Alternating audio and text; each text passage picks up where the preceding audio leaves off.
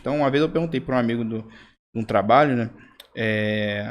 Ele era católico, se eu não me engano. Aí eu perguntei para ele, como é que você é salvo, né? Como é que é a salvação? Aí e você vê que eles sempre falam, e até mesmo cristãos evangélicos, que é pelas obras e tudo mais, né? Quando você pergunta até para muitos cristãos do meio evangélico, eles falam, não, eu tenho que andar bem. Aí alguns ainda falam assim, não, eu não sei se eu vou estar no céu, né? Falam assim, com uma incerteza, né? Não tem certeza. Deus sabe se a gente vai estar lá ou não. Aí você vê, né? É um evangelho, como você falou, muito próximo, parecido, Mas não é. mas não é.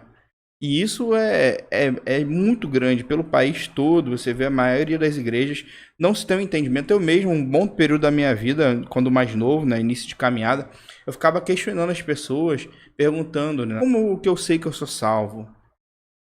Como que é a salvação? Aí elas sempre davam esse tom, né? De incerteza, não, você tem que crer, mas a gente só vai ter certeza lá no dia. E aí quando você olha para a palavra, ela nos dá certeza que estaremos nos céus com Cristo. Verdade. A gente vê 1 João falando que escreveu a carta para que aqueles aos quais ele destinou a carta tivessem certeza da sua salvação, soubessem que eles eram salvos. A gente vai ver em Romanos, né, Paulo falando o tempo todo sobre quando ele fala sobre salvação, inclusive lá em Romanos 8, né, no capítulo 8, ele fala de uma forma que ele tem a certeza que ele vai estar com Cristo, né? Quando ele fala lá o morrer é Cristo, né, e o Viver é lucro. viver é lucro. Então você vê os autores bíblicos e a palavra nos dando uma certeza imensa que nós estaremos com Cristo. Mas por quê? Porque os méritos não são nossos. Quando a gente entende que os méritos não são nossos, é por Cristo, eu posso viver bem e morrer bem. Eu posso morrer sabendo que eu vou estar no céu, porque não é pelos meus méritos. É verdade. Né? Foi aquela... Cristo mesmo deu essa certeza. No ladrão da cruz, quando o ladrão entende quem é Cristo, se arrepende, Cristo fala, hoje você vai estar comigo no paraíso. Deu uma certeza absoluta para ele. Então, e você vê que às vezes não tem, né, essas pessoas que não entendem o evangelho de verdade. Elas ficam naquela, não, a gente não sabe, né? Eu não sei se eu vou ser salvo ou não. É porque não entendem de fato o evangelho, acham que é pelo seu mérito. E aí, de fato, nunca vão ter certeza. Porque porque a pessoa olha e fala, não sei, Não porque sei, ela tá depende. pensando aqui. Ontem eu peguei. Ontem eu peguei, exatamente. Mas se de repente você fala num dia que ela tá bem espiritualmente, jejuou, pode ser que ela não, eu vou pro eu céu. vou pro céu. Porque ela tá olhando a sua vida como um mérito Exato. próprio. Não Né? olhando não para os Cristo. méritos de Cristo. Exatamente. E isso traz uma paz quando a gente olha os méritos Pô, de meu Cristo. irmão, muita E não paz. traz relaxamento, Rogério. Exato. Muita gente acha que, então quando eu sei que é tudo Cristo, então então tá... não preciso fazer mais nada. Pelo contrário, é aí que a gente quer fazer. Exato. Para poder, com isso, glorificar o nome dele, né? Tipo, já que eu não posso fazer nada para dar, para ser salvo, então eu acho que eu posso fazer alguma coisa para agradecer, né? Exatamente. Como pregar, como Gratidão. viver de forma digna desse evangelho. Isso é uma forma que a gente pode viver dessa forma como um agradecimento de tudo que ele faz na nossa vida. É o mínimo que a gente deve buscar diariamente com a ajuda dele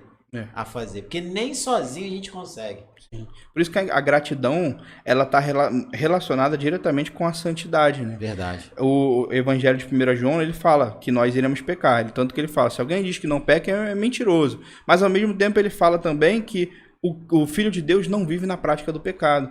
Ou seja, não é porque eu sei que eu vou pecar que eu vou viver na prática do pecado. Pelo contrário, o que faz isso demonstra talvez um indício que nem cristão ele não entendeu o Evangelho de verdade. Pelo contrário, eu vou... de forma a ficar tão agradecido por aquilo que foi feito por mim sem merecer, eu vou ter que viver, eu vou necessariamente expressar aquilo em gratidão. Então vou fazer por amor. Aí você vê a diferença do fazer por obrigação, fazer por esforço para alcançar a salvação, do fazer em gratidão. É muito diferente, isso traz uma paz imensa. E é inclusive por isso que eu acho muito bom, eu sempre falo isso, né, do Catecismo de Heidelberg, que ele divide em 3, né, o Evangelho, miséria, salvação e gratidão. E ele relaciona a gratidão com a santidade. É porque você era um homem corrompido, perdido, depravado. Você foi alcançado por Cristo na salvação. E consequentemente, você vai viver em gratidão, em santidade. Então, é um viver em gratidão. Isso, para mim, faz toda a diferença. Não é por obrigação. É lógico que a gente tem a lei de Deus que nós temos que cumprir. Mas é diferente, o peso é diferente, né? E parece que quando você não entende isso, é algo muito pesado, frustrante, e de fato ninguém consegue cumprir toda a lei de Deus perfeitamente. E Cristo vai falar, né, que o meu jugo é suave. E aí quando você entende isso, você fala, é lógico.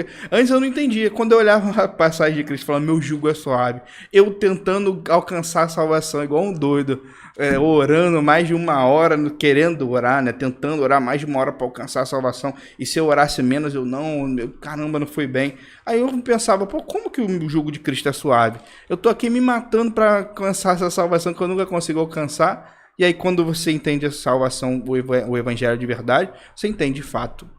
O jugo é suave e é muito leve, porque não sou eu que carrego ele, é Cristo, né? Amém. Não sou eu, não é pelos meus méritos, então é muito suave de fato mesmo.